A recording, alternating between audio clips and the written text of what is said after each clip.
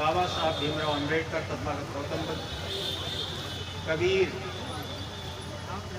रविदास, संत रविदास जी और ललित सिंह यादव, मानवर कांसीराम साहब जैसे उन महापुरुषों को जिन्होंने अपने परिवार और खुद की चिंता किए बगैर इस समाज को हक अधिकार दिलाने के लिए,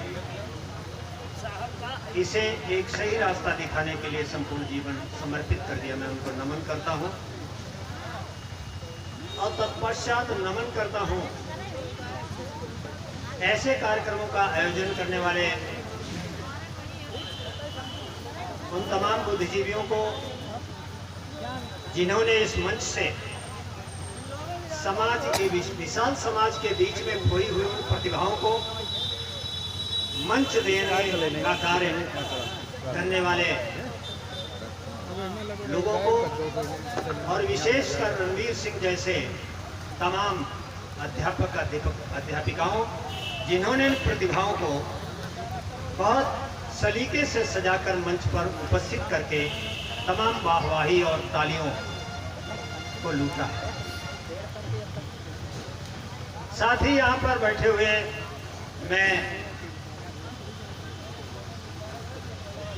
मैं तो ये कहूँगा, इस मुर्दा शहर में ये जिंदा लोगों के बीच मैं आज बोल रहा हूँ, मुझे बड़ी खुशी है।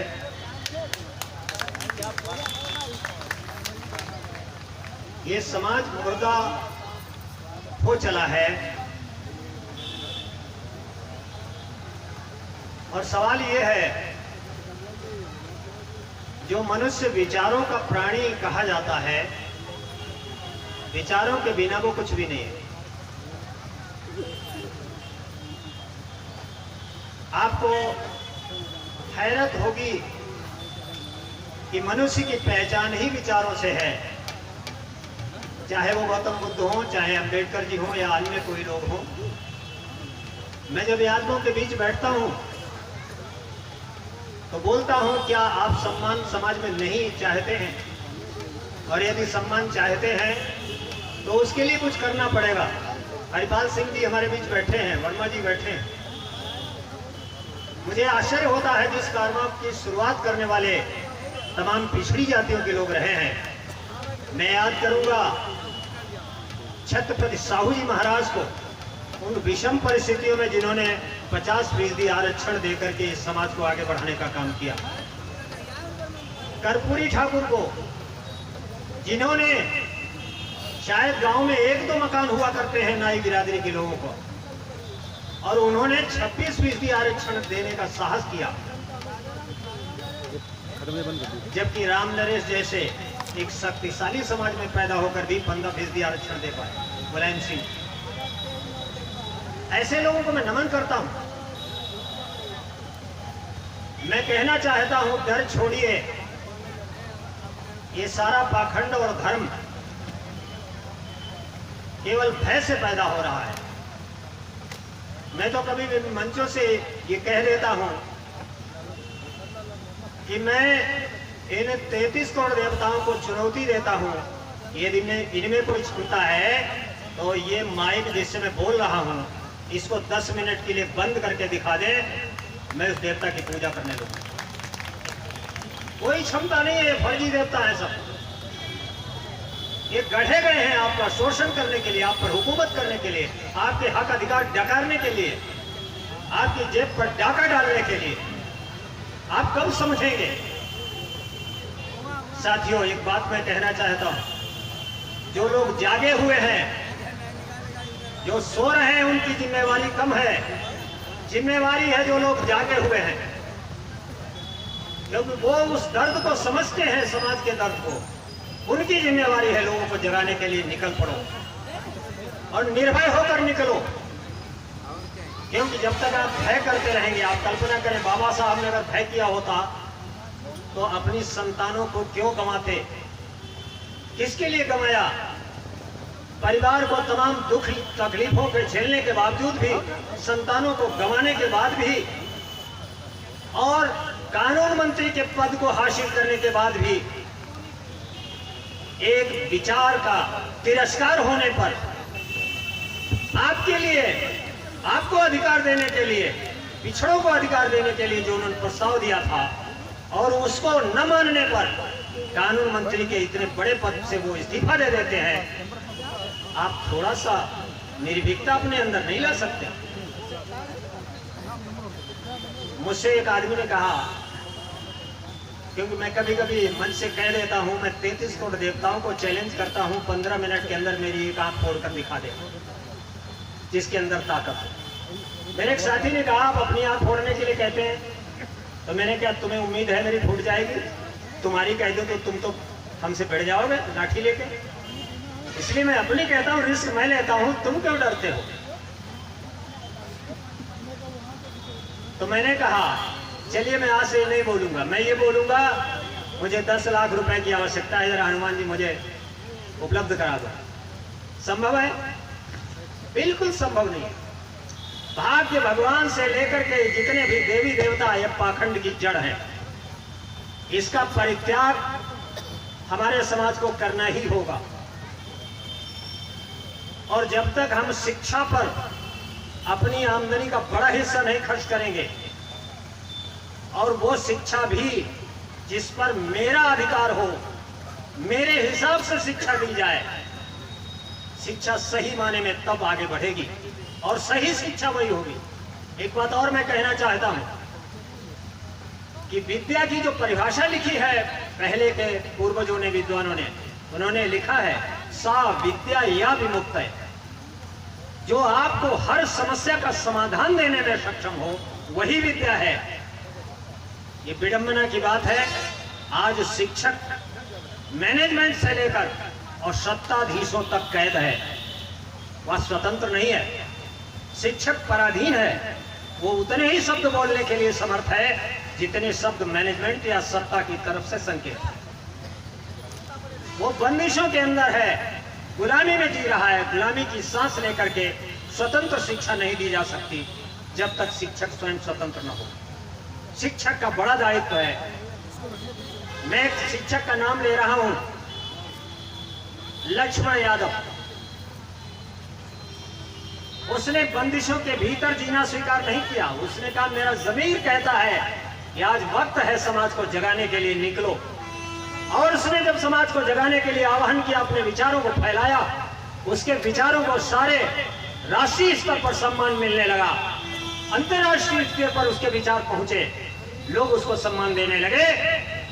ये गवारा नहीं हुआ सत्ताधीशों को, मैनेजमेंट को, और उन्होंने 14 साल की उसकी सेवाओं को नजरअंदाज करते हुए एक साधारण से व्यक्ति को इस स्थान पर प्रतिस्थापित कर दिया। एक और नाम है रीतू सिंह वर्मा, शायद नाम है, उनको भी निकाल दिया। ये तानाशाही आज के युग में चल रही है चारों तरफ। मैं तो ये कहूंगा कि आज सत्ता प्रतिष्ठानों पर जो लोग काबिज हैं उनमें 3 शक्तियां काबिज हैं। एक तो सामंतवादी लोग हैं, पूंजीवादी लोग हैं, और तीसरे पाखंडवादी लोग। हम अगर पाखंडवादियों को जब तक सत्ता से हटा नहीं सकते हैं तब तक कम से कम हम अपने समाज के अंदर व्याप्त इस पाखंड को तो जड़ से समूल नष्ट कर दें, ऐसा तो संकल्प दे सकते हैं। अपने समाज को तो हम पाखंड से मुक्त कराएं, हमें ऐसे संकल्प लेने पड़ेंगे, मुसीबतें कितनी भी आए। और अंत में क्योंकि हमें 2 ही मिनट दिया गया था, शायद वो 2 मिनट से मैं आगे लांघ चुका हूं, इसलिए अंतिम शब्द मैं कहूंगा, आपका जमीर जागना चाहिए। जब आप अपने को कमतर समझते रहेंगे आप कुछ नहीं कर पाएंगे, आप निश्चित तौर पर पराधीन रहेंगे। आप स्वाधीन होइए, अपनी आजादी, अपने मन के अंदर आजादी हासिल कीजिए, आत्म आजादी हासिल कीजिए।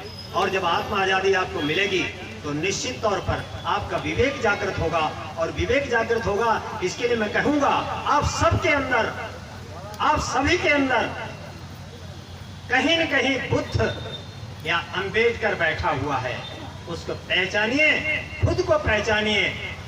आप सुई से लेकर के हवाई जहाज तक बनाने वाले आप लोग हैं। ये इतना बेशकीमती मोबाइल जैसी चीज को बनाने वाले आप लोग हैं। यदि देवी देवताओं में ताकत होती तो अब तक एक मोबाइल बढ़िया सा बना दिया होता, आज से बहुत पहले। संभव नहीं है। आइए स्वयं की शक्ति को पहचानिए और इस समाज को खड़ा करने में अपनी भूमिका अदा कीजिए। प्रत्येक व्यक्ति यदि अपनी भूमिका में आ जाए, अंत में मैं एक बात कहूंगा, 80 में एक आध जातियां ऐसी हैं जिनकी मारक क्षमता जबरदस्त, संघर्षशीलता जबरदस्त, और ऐसे ही बैकवर्ड में भी 1-2 जातियां हैं। मेरा अपना मानना है पहले इन जातियों को समझा के आगे लाया जाए, क्योंकि अब जरूरत है हर स्तर पर लड़ाई लड़ने की, हर स्तर पर लड़ाई लड़ने की जरूरत है। समाज ऐसे नहीं खड़ा होता है, समाज बलिदान चाहता है। एक बहुत बड़ा मोटिवेशनल स्पीकर है, उसने कहा है कि जीवन कुछ नहीं देता है, जीवन उतना ही देता है जितना आप दांव पर लगाते हैं। इसलिए दांव पर लगाना पड़ेगा दोस्तों, और दांव पर जब तक आप नहीं लगाएंगे तब तक कुछ भी होने वाला नहीं है। जब विपक्षी आक्रामक है, सत्ता में बैठा हुआ व्यक्ति आक्रामक है पूरे समाज को चारों तरफ से घेर लेने के लिए और हथकड़ियां डाल देने के लिए, और तब आप सो रहे हैं, आप सोच रहे हो कोई अम्बेडकर पैदा हो जाएगा और तब कोई करिश्मा दिखाएगा। आइए आप सभी अम्बेडकर बन जाइए और बुद्ध बन जाइए, नरेंद्र सिंह यादव बन जाइए, और इस अन्याय का प्रतिकार करने के लिए अपनी शक्ति को आजमाइए। सफलता आपके हाथ होगी, क्योंकि आप बहुत बड़ा समाज के कर्णधार हैं, नेतृत्व करने वाले हैं। इन्हीं शब्दों के साथ मैं अंत में एक किसी कवि की एक कविता, 1-2 लाइनें कहूंगा। काका हाथरसी से लोगों ने कहा एक ऐसी कविता सुनाइए जिसमें श्रृंगार भी हो और हास्य भी। तो उन्होंने 2 लाइनें लिखी, लड़ाई के लिए तैयार रहो, लड़ाई पास नहीं आती। लड़ाई के लिए तैयार रहो, लड़ाई पास नहीं आती। जैसे अपनी लुगाई साथ रखो तो दूसरे की लुगाई पास नहीं आती। लड़ाई की तैयारी भर करनी है, तुमसे कोई लड़ने की जरूरत नहीं करेगा। केवल आपको ये कह देना है कि मैं लड़ने के लिए तैयार हूं, सीना ठोक के आ जाओ। कोई लड़ने वाला नहीं है, तुम्हारी ताकत असीमित है, उस ताकत को पहचानना भर है। और अंत में एक शेर, वक्त पड़ने पर हर बार उठा लेते हैं, वक्त पड़ने पर हर बार उठा लेते हैं, गुल के शैदा है मगर खार उठा लेते हैं। वक्त पर जब देश पर जब दुश्मन का सर उठता है, यो तो हम कलम के शायर हैं यारो, लेकिन देश पर जब दुश्मन का सर उठता है तो कलम फेंक कर तलवार उठा लेते हैं। आइए और तलवार उठाइए, वैचारिक तलवार उठाइए, हिंसा के लिए नहीं। आपको वैचारिक तलवार उठाना है, क्योंकि विचारों में बड़ी शक्ति है।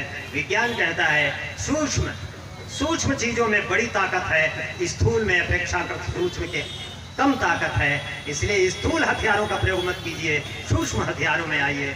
इन्हीं शब्दों के साथ आप सबको बहुत बहुत धन्यवाद। जय भीम, नमो बुद्धाय, जय भारत, जय विज्ञान।